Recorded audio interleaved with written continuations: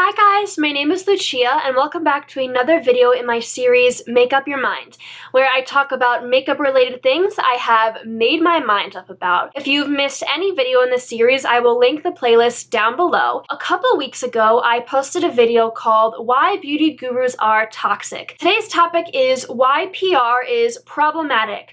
I wanted to add another layer to the discussion of why beauty gurus are toxic. Just to be clear, I still stand by everything I said in that video. I just want to give it more depth. Today I'm going to be talking about the problem with PR and why it can lead to a lot of the toxic stuff that beauty gurus do and a lot of the toxicity that's going on in the beauty community. Just a disclaimer, I'm not saying that PR is bad. I'm talking about what can happen as a result of PR, but PR itself is super exciting. And also, just so you guys know where I stand in terms of PR, as of right now, when I'm filming this, I have 34,000 subscribers and I have been reached out to a couple brands that are sending me PR. I've gotten a couple stuff from Octoly and that's it. So I have a couple packages on their way. I don't receive a ton of PR. It's nothing like the beauty gurus. It's a little bit that's starting to happen and I have no idea where that will lead. I basically just wanted to say that I'm coming from this at an angle of being one of you guys, but also understanding that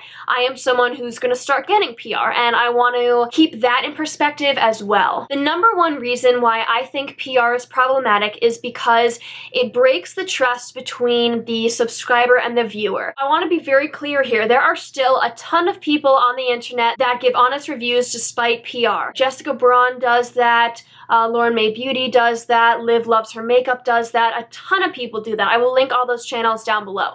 So I'm not saying that every single person who gets sent PR is suddenly selling their soul to these companies. But, however, a lot of beauty gurus will tiptoe around certain things because they want to stay on the PR list. If you're on a PR list and you get sent every single thing in every line that comes out for most popular brands, you don't want to be kicked off that list. Think about it. Why would you? That's where the danger comes in because you have to think, all right, am I going to tell my subscribers what I really think about a product and then be kicked off the list? Or am I just not going to talk about it and then, I'll stay on the list? And as viewers, we just don't know. We don't know how much PR they're receiving. We don't know how many bad things they try and don't mention because they want to stay on the list.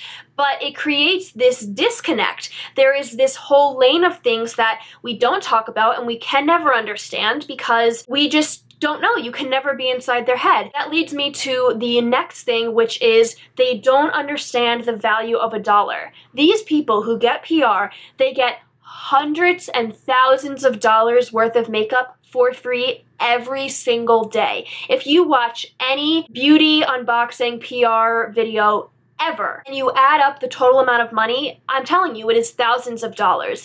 And it's crazy. These beauty gurus start to live this unrealistic life where what's $50? What's $40? $40 for a foundation, $40 for a bronzer. Oh, what's that? It doesn't matter. With the growth of their channel comes more money and comes all this free stuff. It can be super detrimental to watch that as a viewer, to watch these people get these free things, not even truly appreciate it and not even truly think, wow, this is $10,000 worth of makeup that I just got in one day or in a week. And it can be hard when you're busting your ass, working a really hard job to save up for that one palette. It can feel like, how is that fair? Why do these bigger beauty gurus get the big stuff and then we as the viewers have to go buy it for ourselves? And unfortunately, that's just how it works. And that's the industry. If you have a following, you're sent stuff, it can create, again, a disconnect between the viewers who feel like the influencers don't understand the value of what they're getting, and then the influencers who maybe are pushing way more products than ever before because they can, because they now have a bunch of stuff to push that they got for free. They don't have to worry about how much money they lost on it because they didn't lose any money. It was a free thing. Once you start to get a ton of free stuff all the time, that is normalized. But That's not normal in real life. It doesn't happen. The next thing is something I talked about in my video of why beauty gurus are toxic, but I want to again give another layer. So what happens when you have so much PR is you start to do first impressions as review videos. If you're receiving literally 1,000 new things of makeup every month, like not exaggerating, actually 1,000 new pieces of makeup every month, you don't have time to test out everything if you want to keep everything. You just don't. That isn't necessarily the beauty guru's fault. I still think they should give stuff more time. They should donate a lot of stuff, and the stuff that they keep, they should really work on and give good reviews on, because you don't need to keep all that stuff. You're never going to use it all. If you want to hear more about how I feel about first impression reviews, again, I talked about it in that video. That is part of the reason why. It's because they get so much PR all the time that they don't know how to handle it. They don't know how to deal with so much new makeup always coming into their life. Now this leads to my next point, which is new products can feel overwhelming instead of exciting. When you are an average person, not a YouTuber, but just an average consumer, and you really want an eyeshadow palette, and you ask for that one eyeshadow palette for Christmas, and then you get it, it's so exciting. Everything that you bring into your life is exciting because you understand the value of it. But when you are getting so much new makeup every single day, it can start to feel overwhelming when you have to sort through all this makeup and, you know, go through, what do I donate? What do I keep? Will I ever use this? It can start to feel overwhelming. I'm not speaking from experience. Again, I have never experienced this, but I can tell.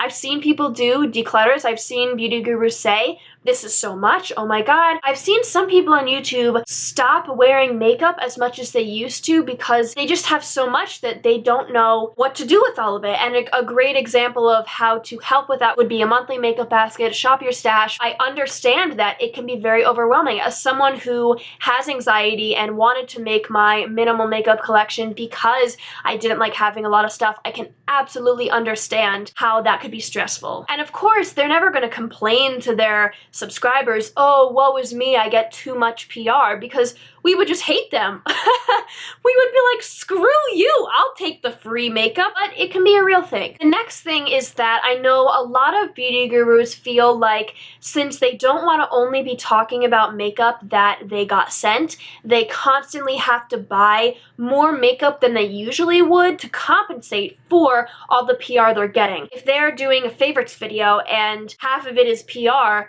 they better go out and buy new things to test out that month that aren't PR, because viewers get mad. And it can be the fault of the viewer. They don't want to see a ton of stuff that's sent for review. They want to see you spending your own money. That can be tough because then it's like, what if you don't want to buy 1,000 new things? Now, usually that's not the problem. Usually they do. It feeds even more into the idea of, I have too much stuff, but I have to buy more because I'm talking about these new stuff. I think that they could easily go back into their collection and use stuff they already have, but sometimes people get bored, especially with these big beauty gurus. They want to see the newest stuff, they just do.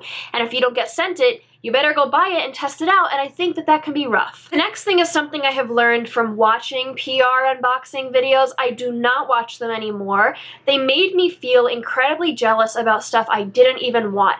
I was so envious of the people talking about free stuff just because it was free, and I kept thinking, I wish that was me, and it was very unhealthy, so I don't watch them anymore. But if you have watched them, you see that these packages are incredibly non-economically friendly. They send the biggest packages with the most paper and cardboard they could possibly use for sometimes what is a moisturizer or a primer. It's so unnecessary. It's really crazy that there's so much waste coming from this. It's definitely a problem. I care a lot about the environment, and I see these things and I just think, oh my god, I wish that they would not do that. They do that because of my last point, which is now, even as PR, you have to stand out. The beauty community has become so oversaturated that even when you're getting stuff for free, that brand better stand out or else you're gonna donate it. You're not gonna talk about it on your channel. And that's insane to me. The fact that we've reached a point where even the free stuff has to blow your mind for the person to be interested, that's crazy. It's crazy, and it leads to these